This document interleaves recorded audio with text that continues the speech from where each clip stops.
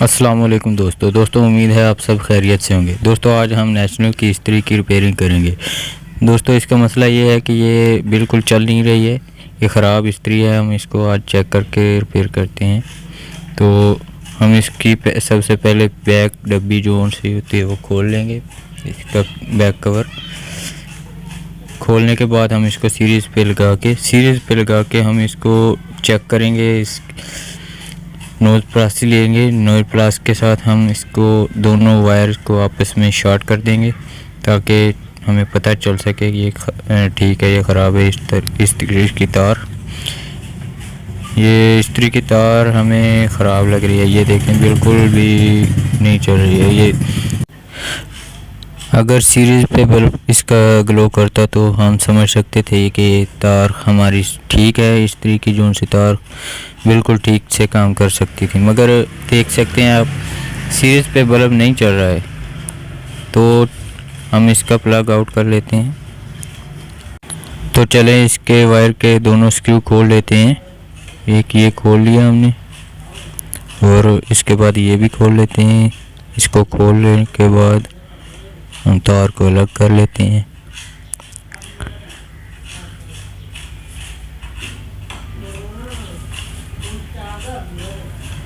तो इसके बाद हम इस मीटर से, कंटिन्यूटी मीटर से इस तार को भी चेक करना सिखा देते हैं, आपको बता देते हैं कैसे चेक करते हैं। ये देखें, ये हम एक शू के एक पिन के साथ लगाकर वायर की दूसरी तरफ के दूसरी पिन के साथ हम इसको लगाकर चेक करते हैं। ये देखें, सुई जो मीटर की है वो बिल्कुल नहीं हिल रही है। इसका मतलब है तार में, इस रेड वाली वायर में मसला है। ये देखें, हमने दोनों पिनों के साथ लगा के चेक कर लेना है। ये देखें, रेड वाली वायर जो इसकी ख़राब है, तो हम इसको रिपेयर नहीं कर सकते। हम इसको बिल्कुल ख़त्म कर देंगे। वैसे तो इसको काट के, यहाँ से शू को काट के भी हम यूज़ कर सकते हैं, मगर ये दोबारा भी मसला बन सकता है। हम नहीं इस्तेमाल करेंगे। ये नई वायर हम इसको लगाएंगे। ये नेशनल की ओरिजिनल वायर हम लेके आए हैं, ये हम इसको लगाने जा रहे हैं।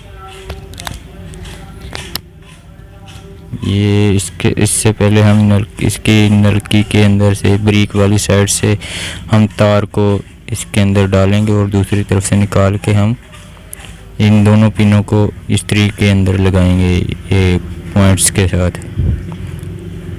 दोस्तों इसमें एक बात ज़हन में रख लें कि ये तार का जो माइनस प्लस का मसला नहीं होता है। ये एसी वोल्टेज में इसमें न्यूट्रल और फेज होते हैं। दोस्तों इसमें डीसी वोल्टेज की तरह बिल्कुल भी नहीं होता है कि प्लस और माइनस का ख्याल रखना पड़े कि तार कौन सी कहाँ पे लगानी है और कौन सी कहाँ पे लगानी है।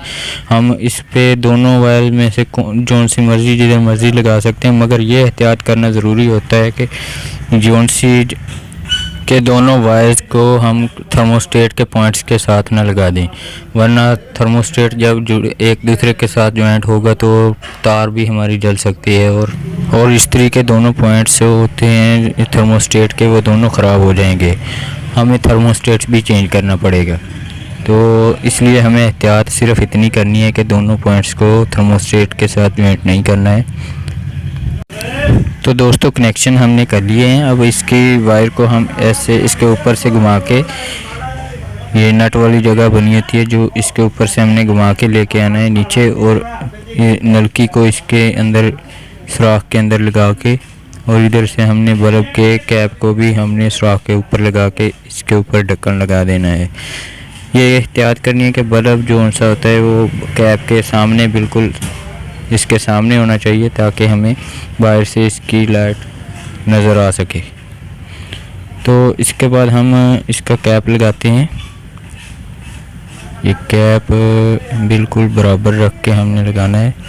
कैप लगाकर हम इसका नट लगा देते हैं पीछे से ताकि अच्छे से टाइट कर सकें। इसको ढीला नहीं होना चाहिए ये नट, वरना ये हमारा जो सा नलकी वाला पाइप जो सा होता है वायर के साथ ये भी निकल जाएगा, और हमारी लाइट का भी जो सा कैप है ये भी निकल जाएगा। तो इसको हम प्लग इन करके चेक करते हैं। ये देखें, सीरीज़ का बल्ब ऑन हो चुका है।